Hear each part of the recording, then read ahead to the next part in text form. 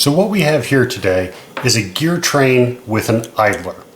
So a gear train is just like a normal geared drive, except instead of just two gears, there's one or more gears connecting those. In this case, there's just one, but this is called an idler gear. It's idle because it is neither driven, basically it's not the end result, and it's not the drive, so there's no power attached to it.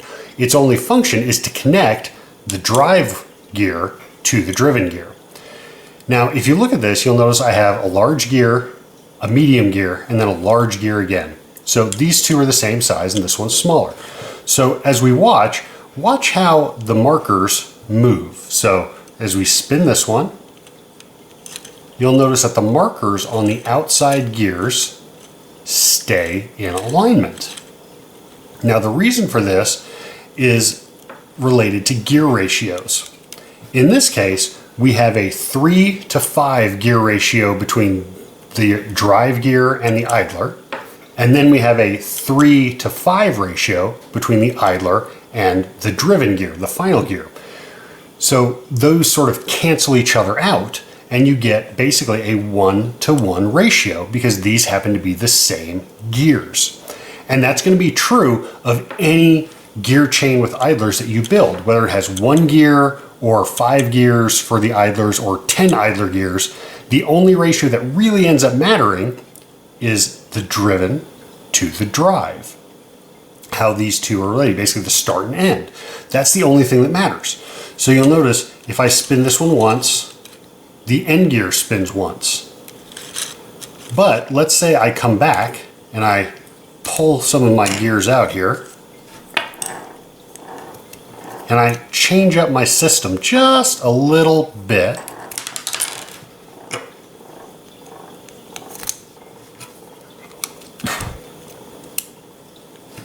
And we switch which gear is the idler.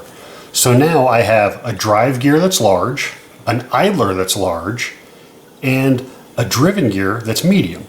So you know from our gear train video that the ratio between the large gear and the small gear is 3:5. So as we run through this, once, twice, 3 times, this one's back to where it began. So 3:5.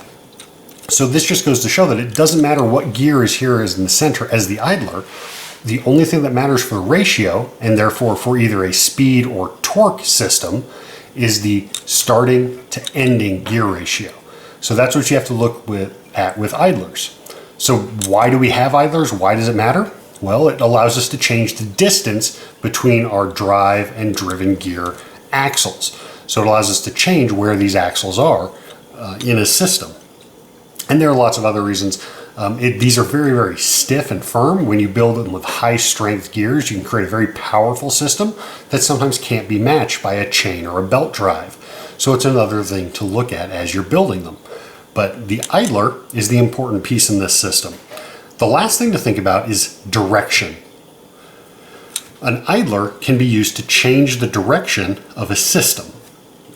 So if you have just a standard gear train, when this one spins clockwise, the result gear spins counterclockwise, or the opposite.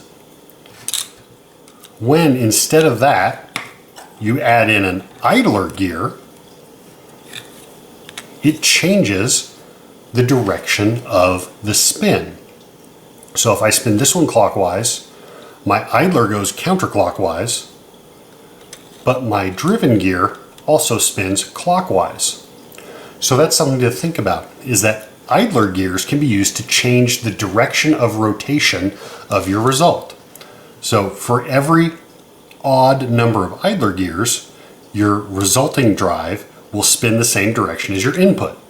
If you have an even number of idlers, your resulting drive will spin the opposite. So that's one of the big bonuses to using idler gears, is changing the direction of rotation on your output.